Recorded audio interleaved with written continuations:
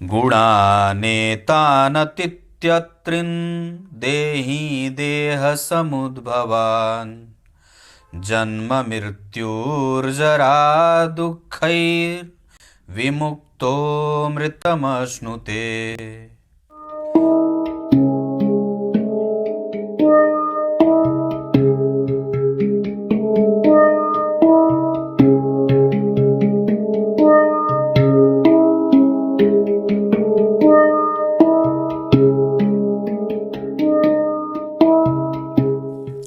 प्रिय दर्शकों नमस्कार।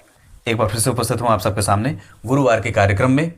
पिछले कार्यक्रम में मैंने आपसे चंद्रमा से बुध के संबंधों को बताया था कि कैसा बन रहा है। आज उसी कड़ी को आगे बढ़ाते हुए चंद्रमा से शुक्र कैसे संबंध में जा रहे हैं आपकी कुंडली में, आइए चर्चा करते हैं। शुरू करते हैं आज का कार्यक्रम। कहीं नहीं जाना है, बिल्कुल बन के रहिएगा। कार्यक्रम के आरंभ में बोले गए गीता जी के श्लोक का अर्थ भी बताने वाला हूं, बड़ा दिव्य है। अगर आपकी कुंडली में चंद्रमा और शुक्र एक साथ बैठेंगे, ये सभी प्रकार के सुखों के दाता हो जाते हैं। व्यक्ति निर्मल बुद्धि का होता है, गुणग्राही होता है, सदाचरण करने वाला होता है, निर्वैरी होने के साथ साथ प्रेमी और प्रेम भावात्पन्न होने वाला होता है। वो प्रेम को सर्वांगीण और सुमधुर तरीके से सलाने वाला भी होता है। ऐसी अवस्था व्यक्ति को पत्नी का प्रेमी भी बनाती है और व्यक्ति स्वयं भी बड़ा प्रेम को ढूंढने वाला ही होता है। चंद्रमा से ठीक दूसरे भाव में अगर शुक्र बैठे हैं आपकी कुंडली में, तो ये सबसे पहले तो आपको चरित्रवान और सुंदर बनाएंगे, मुखड़े से भी सुंदर बनाएंगे। चंद्रमा से दूसरे भाव, ये चंद्र कुंडली की बात हो रही है, मतलब चंद्रमा से दूसरे भाव में शुक्र हो तो व्यक्ति सुंदर होता है, अनुभवी होता है, धार्मिक होता है, ज्ञानी होता है, खोजबीन करने वाला होता है और बहुत सारा इकट्ठा करने के चक्र में लगा रहता है, मतलब धनवान भी होता है। उसके संबंध सबके साथ अच्छे होते हैं और वो मीठा पसंद होता है। चंद्रमा से ठीक 3 घर आगे शुक्र का बैठना बहुत अच्छा नहीं होता।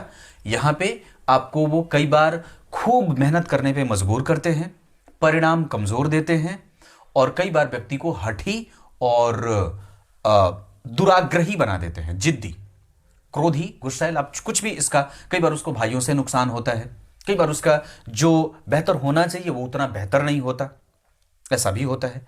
और वहीं चंद्रमा से ठीक 4 घर आगे अगर शुक्र बैठे होते हैं, ये भी बहुत अच्छा नहीं होता। अगर चंद्रमा और शुक्र लग्न में बैठे हैं और पीछे से कोई, अगर आप सामने से कोई शुभग्रह देख ले तो ये बहुत ही सुखद दाम्पत्य का इशारा होता है।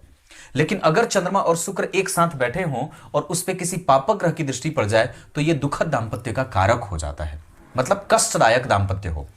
चंद्रमा से शुक्र 4 घर आगे बैठेंगे तो पत्नी और पति सुंदर सुंदर मिलते हैं, पर वस्तुतः कई बार उनकी संतति बुद्धिमान नहीं होती या कई बार वो मंद बुद्धि की भी हो जाती है। कुछ अलग मायने में वो क्रिएटिव होती है, पर हो सकता है कि उसके माता पिता की दृष्टि उसके क्रिएशन पे जाए ही नहीं, ऐसा। पर यह दाम्पत्य के मामले में ठीक होता है, पर कुछ कुछ मामलों में कमजोरी भी होती है। वैसे चल अचल संपत्ति के मामले में यह कुंडली इस मामले में कमजोर नहीं होगी, पर वैचारिक मतभेद और एक के साथ बहुत लोगों को देख लेने का भाव, चंचल नेत्रों का और कई बार अपने गलत भावों से प्रभावित कर करके दूसरों को प्रभावित करने वाला भी हो जाता है। यहां व्यक्ति चंचल मानसिकता के साथ एक जगह पर टिक करके काम न करने वाला और व्यग्र बुद्धि का होता है। चंद्रमा से 5 घर आगे शुक्र धन, मान, पद, प्रतिष्ठा, गौरव, कुल का रक्षक, कुल का और अच्छे धन का भोक्ता, सबसे प्रेम पाने वाला, प्रेम देने वाला, रिकॉग्निशन पाने वाला और आर्थिक रूप से कभी भी कमजोर नहीं होता। यहां पे उसका व्यक्तित्व भी बहुत अच्छा होता है। वो गुणग्राही होने के साथ साथ इच्छुक होता है जानकारी प्राप्त करने का, और सबसे जो अच्छी बात है कि वो कृतज्ञ होता है, कृतज्ञता रहती है। बुद्धिमान अगर शुक्र अकेले बैठेंगे चंद्रमा से ठीक 5 घर आगे तो बुद्धिमान थोड़ा कम बनाएंगे, हां यह बात संभव है। 6वें भाव से भी संबंध बहुत अच्छा होता है। व्यक्ति ब्राह्मणों का पूजक, धर्म का रक्षक, नौकरी पेशा, व्यवसाय से भी धन कमाए, आर्थिक परिदृश्यों में मजबूत देखने वाला होता है और श्रेष्ठ गंभीर होता है, अपने अनुभवों से अपने व्यय पे नियंत्रण करने वाला और व्यवहारिक बुद्धि का होता है। तो दरअसल जब विचार 6वें भाव से शुक्र की होगी कि चंद्रमा से 6 घर आगे जब शुक्र होंगे तो ये अवस्था बहुत ही ज्यादा सुरम्य हो जाती है। आप इसको किसी भी तरीके से अच्छाई के लेवल पे चेक कर सकते हैं। आपकी कुंडली में भी अगर ये शुक्र बैठे हैं चंद्रमा से 6 घर आगे, तो ये आपको कम से कम धार्मिक बनाएंगे, बुद्धिजीवी बनाएंगे, शास्त्रीय प्रमाणों के साथ बात करने वाला बनाएंगे, और इसके अतिरिक्त व्यक्ति के पास आनुभाविक प्रक्रम जो होता है वो बड़ा ही विलक्षण होता है। चंद्रमा से ठीक 7 घर आगे, यानी कि एक बिल्कुल सामने आमने बैठे रहेंगे अगर सम सप्तक का जो शब्द होता है, जैसे चंद्रमा से द्वितीय, चंद्रमा से द्वादश, चंद्रमा से तृतीय, चंद्रमा से चतुर्थस्थ, चंद्रमा से पंचम, चंद्रमा से शकट, चंद्रमा से समसप्तक, चंद्रमा से षडाष्टक या अष्टक 8वें, अष्टक नहीं 8वें, चंद्रमा से नवम, चंद्रमा से केंद्र में दशम, चंद्रमा से एकादशवें यानी कि गिनने पर शुक्र। तो ये जो 7वां संबंध होता है ये मति भ्रम तो नहीं कर सकता, पर हां व्यक्ति को चंचल मानसिकता का बना देता है, उसमें रेगुलरिटी नहीं होती, बदलता बदलता सा रहता है। अब वो किसी के साथ मैत्री भी करेगा, किसी के साथ प्रेम भी करेगा, किसी के साथ कोई व्यापारिक कुशलता में भी जाना चाहेगा, तब उसको निरंतर उसी व्यक्ति के साथ बने रहने में दिक्कत होती है, और कई बार उसके प्रभाव उसके पारिवारिक माहौल को भी बिगाड़ने के लिए काफी होते हैं। यह ठीक नहीं होता। यह आपको कई तरीके से आपके व्यापार को भी प्रभावित कर सकता है, डेली रूटीन को आलसी बना सकता है, निर्मोही तो नहीं बनने देगा पर चिपक करके रहने वाला बना देता है। व्यक्ति मोहित करने वाला तो होता है पर स्वयं भी मोह में उलझा हुआ होता है। मैंने बात हर बार कार्यक्रम में कही है कि व्यक्ति को प्रवृत्ति मूलक ना होकर के निवृत्ति मूलक होने की कोशिश में लगे रहने की आवश्यकता है। 8वें भाव में भी ठीक नहीं होता। ये रोग और रिपु देते हैं, दुश्मनी पैदा करते हैं, धन हानि का संकेत देते हैं। कई बार व्यक्ति बहुत ज्यादा कामुक हो जाए या बहुत ज्यादा जहां दिमाग ना लगाना हो वहां भी दिमाग लगाने वाला हो जाता है। कई बार आर्थिक नुकसान, माता पिता का नुकसान, माता के स्वास्थ्य और बड़े भाई बहनों का सुख भी कमजोर होते देखा जाता है। चंद्रमा से 9 घर आगे शुक्र बहुत बढ़िया, यह हर तरीके से आपके लिए लाभान्वित करने वाले। दशम भाव का शुक्र भी संपूर्णतया व्यक्ति को पद देता है, प्रतिष्ठापन्न बनाता है, सामाजिक बनाता है, और उसको दुनिया वाले चाहे जो भी कहें पर व्यक्ति जब कभी भी उठ करके समाज के लिए खड़ा हुआ है सब लोग उसके पीछे खड़े हुए हैं। जो भी व्यक्ति बात कह देता है लोग उसकी बात अवश्य मान लेते हैं, और वो समाज का पुरोधा होता है, सामाजिक पद पे उच्चस्थ पद पे आसीन रहने वाला होता है। यह शुक्र आपको सिंहासनारूढ़ करने में काफी हैसियत वाला व्यक्ति बना देते हैं।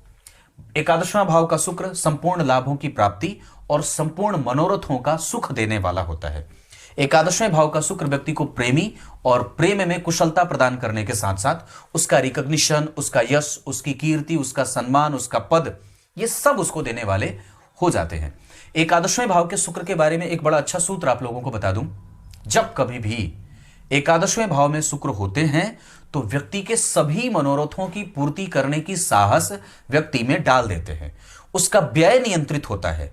और दशम भाव के शुक्र जब अकेले होते हैं तो व्यक्ति को क्षेत्र से संबंधित समस्या पैदा करते हैं। यह बात निश्चित रूप से जातक के करियर को प्रभावित करने वाली होती है। वहीं चंद्रमा से ठीक 12वें भाव में जाना व्यय अतिरेक, अपने पौरुषत्व का लक्षण कमजोर कर दे, पाचन शक्ति कमजोर हो जाए, नेत्रों की कमजोरी हो जाए, नेत्र की ज्योति कमजोर हो जाए, पाचन तंत्र गड़बड़ हो जाए, हड्डियों का रोग हो, कई तरीके से व्यक्ति के अनुभवों का संग्रह नहीं कर पाता, वो बार बार एक ही गलती बार बार रिपीट करता है, अवसर चूक जाता है, बाद में पश्चाताप की अग्नि में जलता रहता है। यह चंद्रमा और शुक्र के बीच का संबंध था। अब आइए गीता जी का श्लोकार्थ बता देता हूं। गीता जी के 14वें अध्याय के 20वें श्लोक में भगवान ने बात कही है। यहां उन्होंने ये बात कही कि सात्विक, राजसिक और तामसिक गुणों से युक्त हुआ व्यक्ति कभी भी अमर तत्व को प्राप्त नहीं करता, अमर नहीं होता, और जब इनसे कोई मुक्त हो जाता है तो वो अमरत्व को प्राप्त हो जाता है। अमर होना चाहते हैं तो फिर तीनों से मुक्त हो जाइए। मैं भी कोशिश में लगा हूं, अभी सफल नहीं हुआ, आप लोग भी लग जाइए। कुछ इसी तरीके से आज के कार्यक्रम का समापन करते हैं। नकुल पाराशर शॉर्ट्स और रविवार के लिए कार्यक्रम के लिए सवाल अवश्य ही अभी ही लिख डालिए, और रविवार का कार्यक्रम शाम वाला अवश्य ही देख लीजिएगा। तब तक के लिए बहुत बहुत नमस्कार।